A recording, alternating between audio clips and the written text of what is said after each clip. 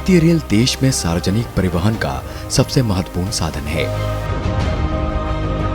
ये देश की सबसे अधिक इस्तेमाल और लागत प्रभावी लंबी दूरी की परिवहन प्रणाली है।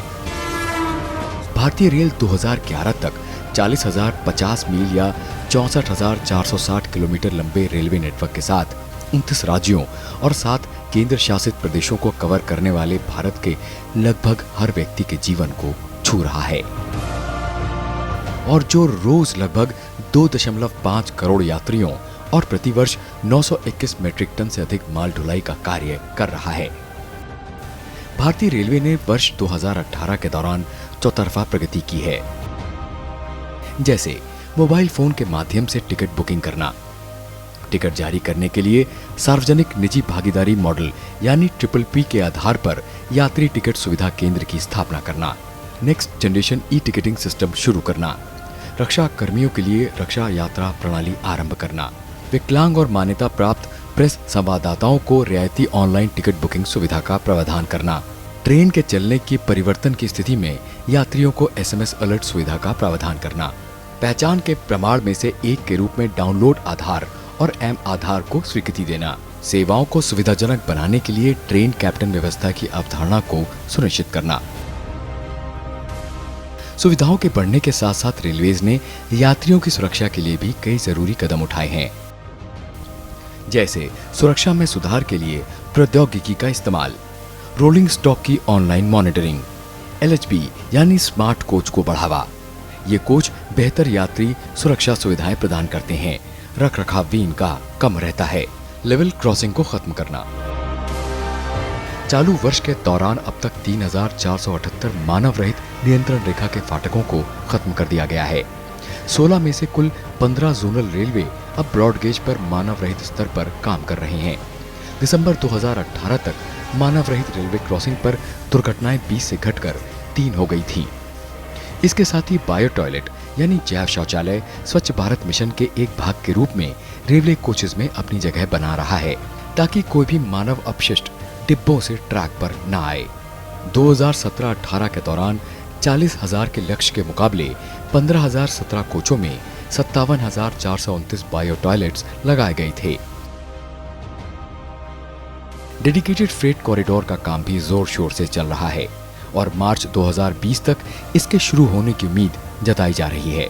भारत जैसे भौगोलिक विविधताओं वाले देश में रेलवेज का प्रसार हमेशा चुनौती रहा है, पर इसके इंजीनियरिंग विभाग के लिए मानो कोई भी चुनौती बड़ी नहीं रही है।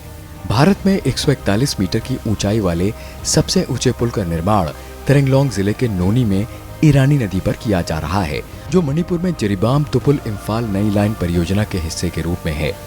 इसकी ऊंचाई 2 कुतुब मीनार के बराबर होगी। इसके साथ ही चल रही भैरवी सरांग नई लाइन परियोजना में 70 मीटर से अधिक की ऊंचाई वाले 6 लंबे पुल होंगे। मेगा प्रोजेक्ट्स के तहत बोगीबील ब्रिज भी चर्चा में रहा।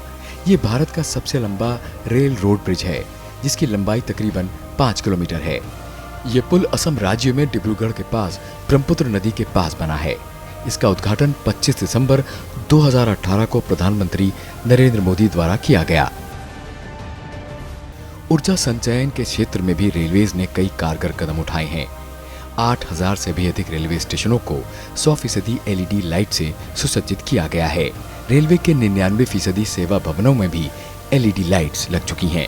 इससे भारतीय रेल के वार्षिक बिजली बिल में लगभग 800 करोड़ रुपए की कटौती के साथ साथ प्रतिवर्ष 240 मिलियन यूनिट बिजली की बचत होगी। भारतीय रेलवे ने स्थानीय कलाकारों, निजी समूहों और स्वयंसेवकों की भागीदारी के साथ पेंट और भित्ति चित्रों या स्थानीय कला की दीवार कला के साथ स्टेशन सौंदर्यीकरण के लिए एक अभिनव पहल की है। स्थानीय कलाकारों के कौशल का उपयोग करके ज्यादातर स्थानीय कला के रूप, चित्रकला शैली, स्थानीय विषयों या समकालीन कलाओं का उपयोग करके जोनल रेलवे के 65 स्टेशनों को इस पहल के तहत सुशोभित किया जा चुका है। इस पहल ने क्षेत्र में उभरती प्रतिभाओं और यात्रियों को स्थानीय कला रूपों की दृश्यता के लिए मंच प्रदान किया है।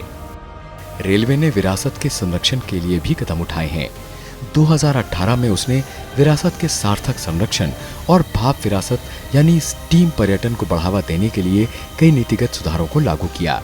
इनमें धरोहर संबंधी गतिविधियों के वित्त पोषण के लिए बजट की व्यवस्था करना, क्षेत्रीय स्तर की विरासत समितियों को एक छतरी के नीचे लाना, स्टीम टूरिज्म यानी भाप पर्यटन को बढ़ावा देना और धरोहर संरक्षण के लिए सेवानिवृत्त रेलवे अधिकारियों की सेवा लेना।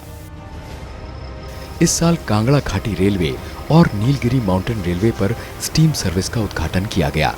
कालका शिमला रेलवे और नीलगिरी पर्वतीय रेलवे पर विशेष स्टीम राउंड ट्रिप सेवाओं, दार्जिलिंग हिमालयन रेलवे पर एसी कोच की शुरुआत की गई।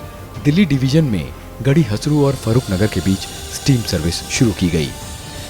दक्षिण भारत में भाप से चलने वाली साप्ताहिक स्टीम सेवा EIR 21 एक्सप्रेस की शुरुआत हुई, जिसमें दुनिया का सबसे पुराना स्टीम लोकोमोटिव, जो कि 1855 में बना था, लगा हुआ है। इन सब कदमों से देश में स्टीम हेरिटेज टूरिज्म में रुचि बढ़ेगी। भारतीय रेल की एक और प्रमुख उपलब्धि Vande Bharat express train launch रहा। इसे प्रधानमंत्री नरेंद्र मोदी ने 15 फरवरी को दिल्ली से वाराणसी के लिए रवाना किया। ये एक सेमी हाई स्पीड ट्रेन है, जिसका निर्माण integral coach factory ICF Chennai द्वारा भारत सरकार की मेक इन इंडिया के पहल के तहत 18 महीने में किया गया है। बीते 4.5 वर्षों में हमने भारतीय रेल की स्थिति को बहुत ईमानदारी के साथ, बहुत परिश्रम के साथ बदलने का प्रयास किया है। वंदे भारत एक्सप्रेस उन कार्यों की ही एक झलक है। बीते वर्षों में रेलवे उन सेक्टर्स में रहा है जिसने मेक इन इंडिया के तहत मैन्युफैक्चरिंग में बहुत प्रगति की है। साथ ही देश में रेल कोच फैक्ट्रियों का आधुनिकीकरण, डीजल इंजनों का इलेक्ट्रिक में बदलने का काम और इसके लिए नए कारखाने भी शुरू किए गए। आने वाले भविष्य में भारतीय रेल विकास के नए सोपान छूने की योजनाओं में लगा हुआ है।